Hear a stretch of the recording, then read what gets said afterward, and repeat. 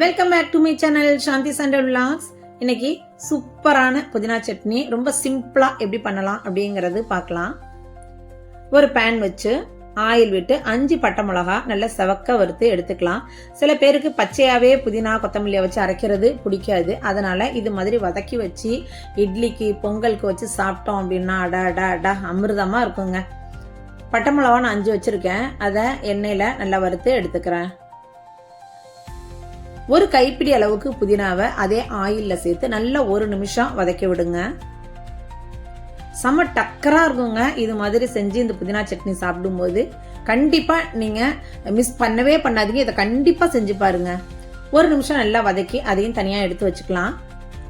இப்ப இன்னும் கொஞ்சம் ஆயில் விட்டு 100 கிராம் அளவுக்கு சின்ன வெங்காயம் நான் சேர்த்திருக்கேன். நீங்க எவ்வளவு புதினா சேர்க்குறீங்களோ அதுக்கு தகுந்தது மாதிரி மிளகாய், வெங்காயம், தக்காளி சேர்த்துக்கோங்க. நல்லா ஸ்கின் நல்லா பிரிஞ்சு வரணுங்க வெங்காயம். அந்த அளவுக்கு அதை வதக்கின பிறகு தக்காளி 3 தக்காளி பழம் இதில் சேர்த்துருக்கேன். புளியெல்லாம் கிடையாது, வெறும் தக்காளி பழம் தான் சேர்த்துருக்கேன். இது நல்லா வதங்கணுங்கிறதுக்காக கல் உப்பு சேர்த்துக்கிறேன். இது நல்லா மேஷ் ஆகணும், நல்லா வதங்கணும். அப்போதான் அந்த டேஸ்ட் கிடைக்கும். அரைக்குறையா வதக்கணும் அப்படின்னா அந்த டேஸ்ட் இருக்காது. இப்போ நல்லா வதங்கிடுச்சு. இப்போ இது எல்லாத்தையுமே சேர்த்து மிக்சர் ஜாரில் நம்ம அரைச்சி எடுத்துக்கலாம். உப்பு நம்ம முன்னாடியே போட்டதுனால பார்த்து சேர்த்துக்கோங்க உப்பு.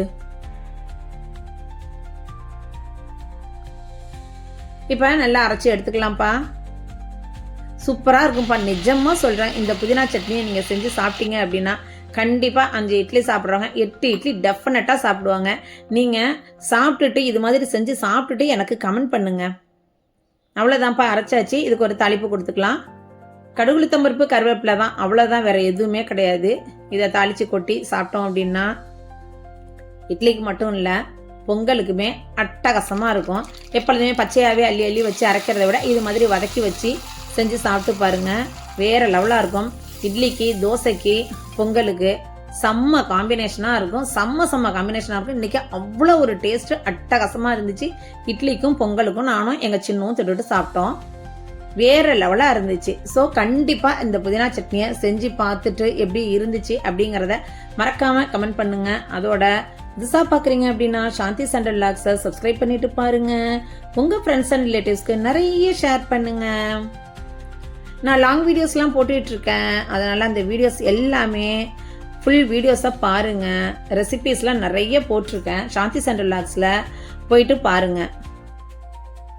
மறக்காமல் கமெண்ட் பண்ணுங்கள், லைக் பண்ணுங்கள். தேங்க்யூ.